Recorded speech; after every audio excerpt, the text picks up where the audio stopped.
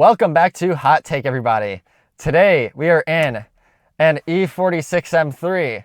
Now we did drive an E46 M3 a couple of years ago, but this one has a 6-speed manual transmission, which I am very excited about. I've driven the SMG E46 M3. I thought it was very good. This car is not stock. There's a few mods, Canon intake, and exhaust I don't know the name of. The whole mod list will be in the description. We have some poly bushings, aftermarket coilovers, that sort of deal, but power, mostly stock. It's very stock feeling. We do have an E39 M5 Clutch and shifter, which feels great and notchy. Very excited. So let's go ahead and hop on the road and see how this thing drives.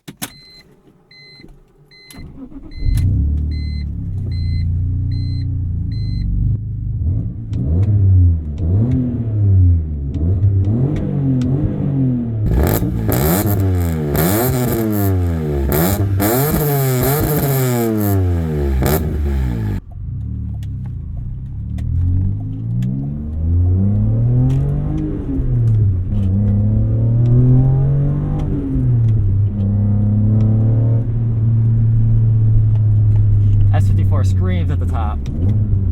Oop, that was the second gear thing he was talking about. All right, we'll go for third. Oh, that's brutal. That's brutal. Interesting, I'm under the reverse gear gate. I've never had that happen on a BMW before. Usually reverse is pretty standard to itself. You don't really hit it trying to go for second. But anyway, the manual gearbox, the E46 M3, it feels amazing. This whole car is amazing too. It's very dialed in. Ooh. We're gonna go like 6-7 tenths today. We're not gonna do anything crazy. Just have some fun on these back roads on this beautiful day outside. So I guess I'll give you some initial impressions of the E46 M3 because it's been a little bit since I've driven one. The steering has a good amount of feel. The pedals feel great. The clutch with this E39 M5 Clutch is heavier than a normal stock M3 clutch, but it feels good. It's a little sportier. Shifter is notchier than stock, still very OEM plus. The electronic throttle doesn't really detach from this car, I don't think. It's not the cable throttle of the E36 M3, or I should just say E36s in general, but it's still a very good pedal. The pedal has some weight to it. It doesn't feel light and floppy like a lot of the more modern electronic throttle gas pedals.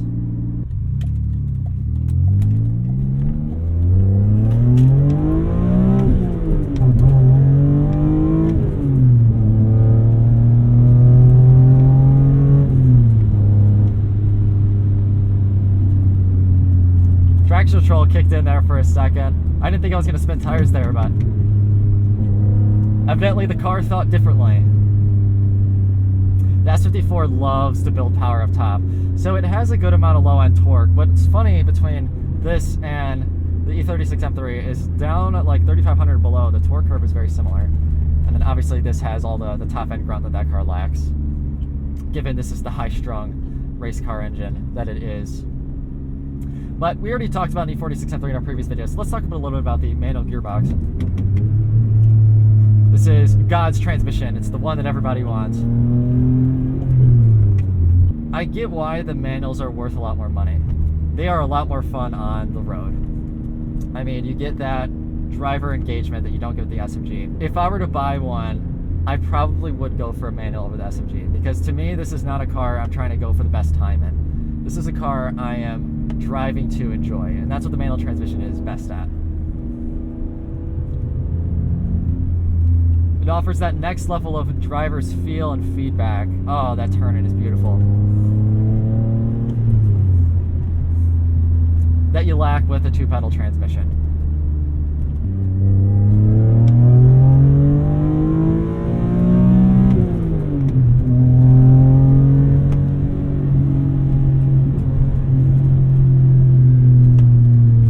So much grip, so much thrust at the top end. This is what the E46 M3 is all about. And it's not too fast either. You can get into trouble with this car, but you're not going to get arrested right off the rip. It's a car that has very usable street power. And that's what old BMW used to be about.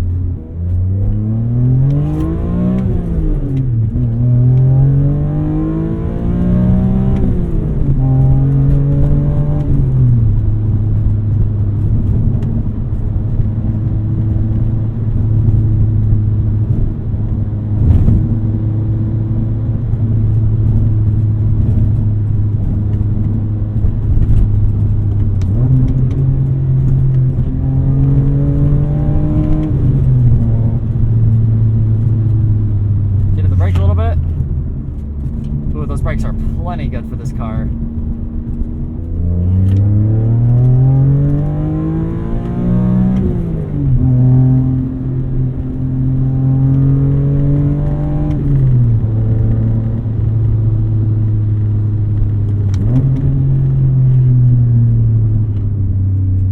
Sounds beautiful. I jokingly say sometimes that the S54 is God's engine. It has nothing to do with religion. It is just that the S54 is a glorious engine. Like, this is just, if you could create a perfect engine, BMW somehow managed to do it.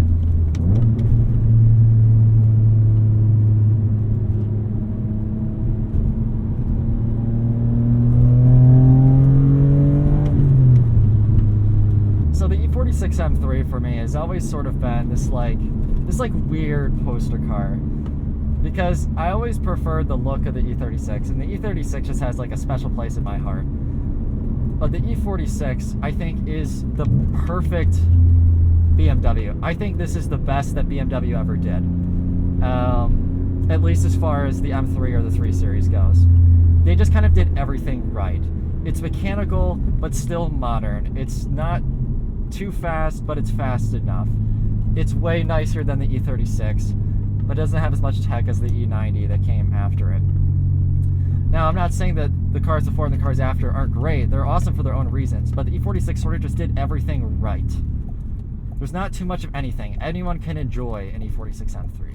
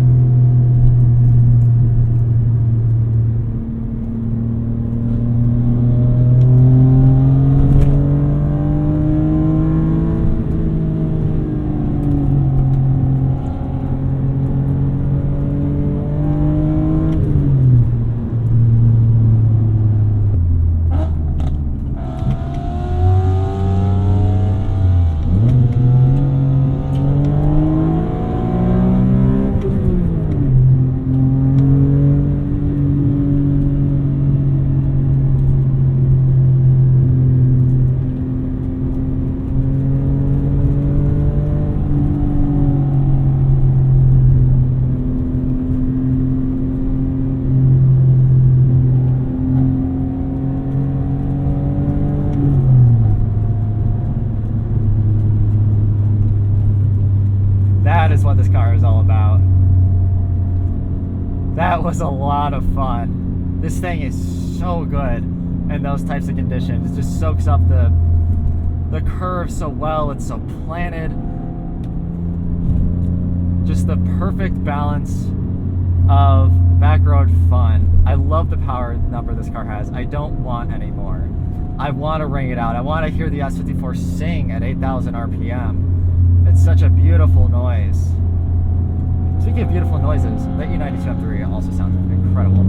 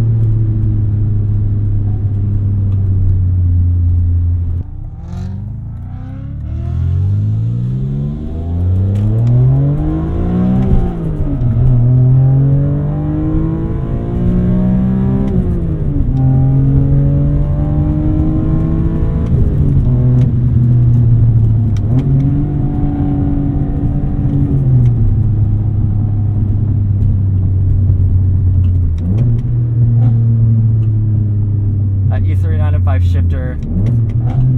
It's beautiful, very notchy engagements. Matches the pedal weight really well.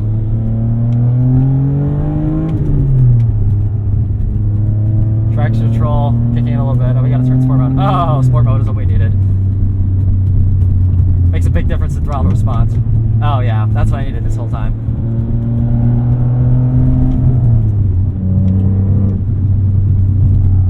Love that induction noise.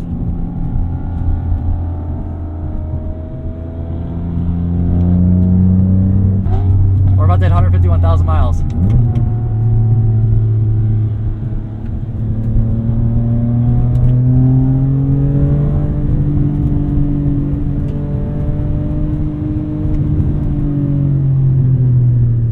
Hey, 151,000. Look at that. Right up there. That's cool.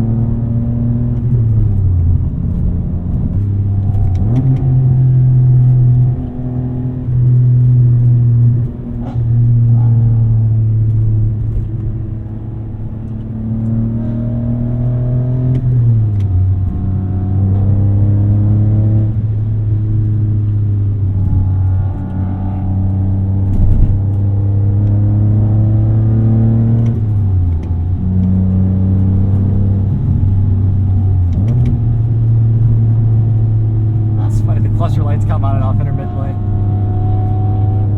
Classic BMW electrical issue.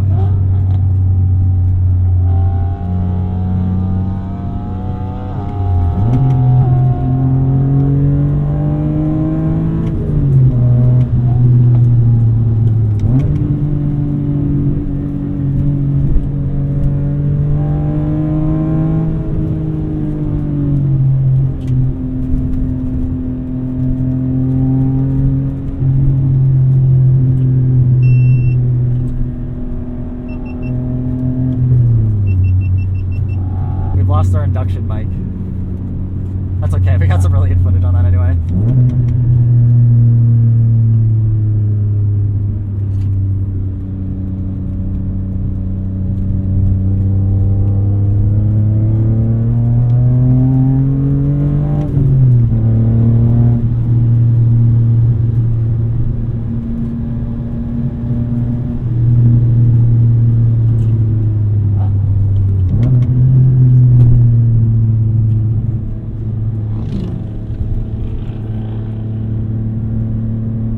We do have an alignment on here. We have half a degree of toe out. And I'm noticing that the car is really trying to send me this way off the road. And it's a little bit unsettling. I know I have full control of the car, and it helps because the steering wheel's thick and meaty. I can really grab into it and like pull it towards me. Like we're in some of those corners, you got the suspension compression. The front tires are really trying to pull me with the shift of the road. We've now finished our test drive of the manual E46 M3, and I have to say it blew me away. We got it on some fantastic driving roads here in Mexico. It was phenomenal. It has the perfect amount of driver's feedback. It's not sensory overload, but it still has plenty enough for you to enjoy. You can tell where the suspension is. The shifter, I love this E39 M5 shifter, although even the stock E46 M3 shifters, they're a little rubbery, but they still feel good in my opinion. The brake pedal feels great. The clutch felt great. The gas pedal is pretty much as good as it gets for an electronic throttle, I feel like. And overall, it's just a very well-balanced, well put together car. There's not too much more I can really say about it. The E46 M3 is well known within the community, within the car world. Everyone knows this car, everyone loves this car, and there's a reason why. So with that, let's go ahead and give the manual E46 M3 a score. The scores are as shown. The manual E46 M3 scores a 44.5, putting it higher up on our list. This being a street car doesn't have as much of an edge as the track E46 M3 we drove last year, but more notably, the should you buy it score is higher. The SMGs are a lot more maintenance heavy, which is what warrants this difference. Should you buy it? The E46 M3 is one of the most famous sports cars ever to exist. Released in BMW's golden era of the mid-2000s. This car encapsulates the driver in a way that other sports cars should strive to achieve. It's not crazy fast like a new M3. It's not crazy responsive like an S2000. And it doesn't have the most modern tech you could want. But that is the whole point. The E46 M3 is a well-balanced package. It just does car well, and I think this should be a bucket list car for anyone that enjoys a Sunday drive.